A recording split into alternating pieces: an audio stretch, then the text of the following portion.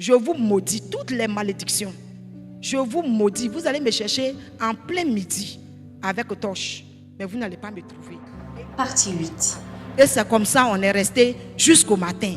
Et le matin, il y a un frère qui nous appelle Éloi. Éloi vient pour la prière matinale. Quand il a ouvert le temple, il voit des personnes qui sont assises. Il est ressorti. Il a refermé le temple doucement. Et puis, il allait appeler le frère Kodjane Joachim. Vous appelez le pasteur Akpa Marius. Le temple est fermé. Il voit les gens qui sont loin. Maintenant, il se demande, ah c'est ça, c'est l'homme qui est dedans. En temps, nous, on ne voyait pas ça comme miracle. Hein. On a des problèmes. Donc, on les regardait même pas. Ma soeur et moi, nous sommes assis. Puis le pasteur, en s'approchant, il dit, Mariam, vous faites quoi ici? Et ça, on lui a expliqué ce qui s'est passé. Les frères ont levé la main vers le ciel. Ils ont dit, notre Dieu est le Dieu de miracles. Et ils ont dit, bon, qu'est-ce qu'on peut faire? Puisqu'on nous a interdit de causer avec vous. Il a dit, on ne fait rien, on rentre encore dans la brousse, et là-bas, on va dormir. Et le frère a dit, bon, on va acheter un ticket, vous allez manger. Donc, on a mangé, on s'est fortifié, et puis nous sommes ressortis. Et j'ai dit à ma soeur, au lieu de rester encore dans la brousse là, allons trouver les frères de V2, on va leur expliquer ce qui s'est passé. Donc, on a pris la route 12 km. Et pendant qu'on était en train de partir, on marchait, puis on entend attrape-les. On tourne, on voit c'est le vieux avec un de ses disciples, un jeune bien formé là. Donc elle a dit attrape-les, on s'est jeté dans la brousse. On a commencé à courir. Pendant qu'on courait, on a vu une touffe d'herbe. Nous sommes allés nous cacher dans la touffe d'herbe. Pendant qu'on a arrêté, ma jumelle a senti quelque chose bouger.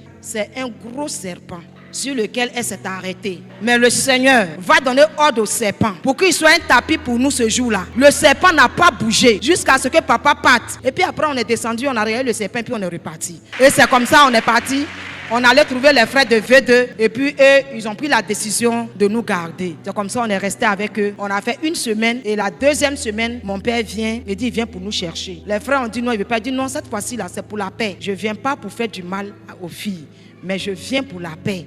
Nous on a dit, de toute façon ils nous connaissent comme ça, on le connaît aussi. Donc j'ai dit aux frères, on ne veut pas partir, papa. Il dit non, c'est votre papa. On est arrivé en Guédédou. Les prières qu'on n'avait pas fait avant, là, la même nuit, là, il dit on n'a qu'à faire. Tu t'abaisses, tu te lèves, tu avertis, je te frappe. Quand il a fini, il dit allez dormir. Enfant maudit. Et puis on a dormi toute la nuit. Le lendemain, il nous a pris pour Korogo direct. Et puis quand on est arrivé, nous ont séparés. Il dit il va nous donner un mariage. À 10 km, on ne se voit pas. Le jour où on se voit, on n'a que les larmes pour pleurer. Oh, j'ai oublié quelque chose. Pendant qu'on courait pour aller chez les frères de V2, là, on a vu notre maman de loin. J'ai dit que l'affaire de Jésus, là, c'est bon. On va aller l'aider. Et pendant qu'on voulait partir vers elle, on entend la voix de Jésus dans cette plantation de VA. C'est ce jour que Jésus, c'est un verset biblique. Il dit, celui qui aime son père ou sa mère plus que moi n'est pas digne de moi. Quand on a entendu la parole, on a pleuré toutes nos larmes. Et quand on a fini, j'ai dit, Seigneur, on veut te suivre, mais on te demande une chose. Cette dame-là, maintiens-la en vie. Parce que le chagrin, c'est qu'on épouse se moque d'elle. On ne veut pas qu'elle meure. Tu dis que tu vas nous bénir. Donc, il faut que maman mange aussi cette bénédiction. Et Dieu a écouté nos prières. Donc, en à pied, là où on m'a mis là, moi j'étais à 10 km. Pour que je puisse voir ma soeur, je prends vélo, je pédale 10 km, j'arrive. Je dis aux gens, je vais au marché. C'est chez ma soeur, on fait le marché. Et quand j'arrive, on ne va pas au marché. Quand on sort du village, on est sur la colline. Quand on arrive, on se met à genoux. Dieu, le Seigneur se révèle à nous pour nous dire, je vais vous envoyer loin. Mais je suis en train de vous former pour que demain, vous aussi, vous puissiez aider des personnes. 1 Pierre 5, le verset 10 nous dit « Le Dieu de toute grâce qui vous a appelé en Jésus-Christ à sa gloire éternelle, après que vous ayez souffert un peu de temps, vous perfectionnera lui-même, vous affermira, vous fortifiera et vous rendra inébranlable. » Et c'est comme ça qu'on a persévéré. Au village, ça n'a pas été facile. Jusqu'à ce qu'on ait les dagues. Puis là, tout est déchiré. Un jour, je partais au champ, puis j'ai pleuré ce jour. J'ai dit au Seigneur, si tu vois que, comme l'épreuve est trop, prends-nous, on va partir au ciel. Mais le Seigneur a dit non. Un jour, j'ai dit à ma soeur, allons trouver les chrétiens de Napier. On va leur dire que nous sommes des chrétiennes. Et c'est comme ça qu'on est rentré à Napier. Puis un dimanche, on allait se présenter. Le frère Emilien avec le frère Denis, on leur a dit que nous sommes des chrétiennes. Il dit, ah, comment de belles filles comme ça, on les envoyait pour les maltraiter au village. Bien aimé, si vous nous voyez au village, ça fait tellement pitié. En temps, moi, où on m'a mis là, eux, c'est islam. Tout, je suis dans boubou blanc, un chapelet dans ma main. Mais si elle ne fait pas ça, je ne peux pas prier. Et puis, on est parti, j'ai expliqué au frère. Il a dit, venez à l'église. Non, on avait 21 ans. Il dit, vous êtes grande, venez. Et c'est comme ça qu'on a commencé à venir à l'église. Et les parents vont écrire une lettre pour dire aux vieux que tes filles là, elles ont recommencé encore à partir à l'église. Il a envoyé une lettre au village. Il a envoyé deux. Une pour les parents et puis une pour nous. Dans notre lettre, il a dit que, tu es Mariam, je ne vous reconnais plus comme mes enfants. C'est vrai qu'il y avait deux filles jumelles, mais elles sont je les ai enterrées. Je vous maudis toutes les malédictions. Je vous maudis. Vous allez me chercher en plein midi avec torche, mais vous n'allez pas me trouver. Et il a donné une date, je viens là-bas tel jour. Donc ma soeur et moi, on est rentrés en jeûne. On a jeûné, on a prié, on l'attend. Et puis il est arrivé le jour là. Ils ont réuni tout le village et ils ont mis les jumelles au milieu. Aujourd'hui là, vous devez décider. Mon père dit il y a longtemps, depuis 87, jusqu'à ce qu'on se retrouve en 94, les filles là, elles ne veulent pas laisser cette histoire de Jésus là. Donc aujourd'hui là, je vais les égorger. Et c'est lui-même qui a commencé à leur dire, je les ai attachées, elles ont disparu.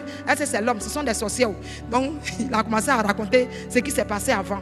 Et pendant qu'il parlait, il a dit, parce que c'est chez ma jumelle, on allait faire la réunion.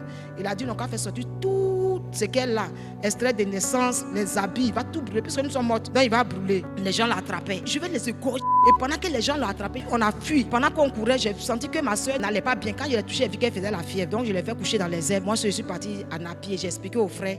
J'ai indiqué où ma soeur se trouvait. Ils sont venus la prendre et puis ils sont partis avec elle. Troisième jour, ils sont venus dire que la gendarmerie de Napier nous cherche. Donc les frères ont dit qu'on doit nous enlever pour nous amener quelque part. Ils nous ont pris, on se retrouve à Korogo. À Korogo, on ne peut pas nous garder à l'église Assemblée de Dieu. Donc ils sont allés voir un pasteur de l'église Réveil qui s'appelle Jeannot. Ils ont dit au pasteur, le pasteur nous a gardés. 2 semaines après, le frère revient, il dit, les gens disent qu'ils savent que vous êtes à Korogo. C'est un gendarme qui allait lui dire. Le gendarme l'a dit que la nuit, pendant qu'il dormait, il a fait un songe. Il n'est pas chrétien. Et Dieu est venu lui dire, les filles là, ce sont mes filles. Je les ai choisies. Si vous mettez la main sur elles, vous mourrez.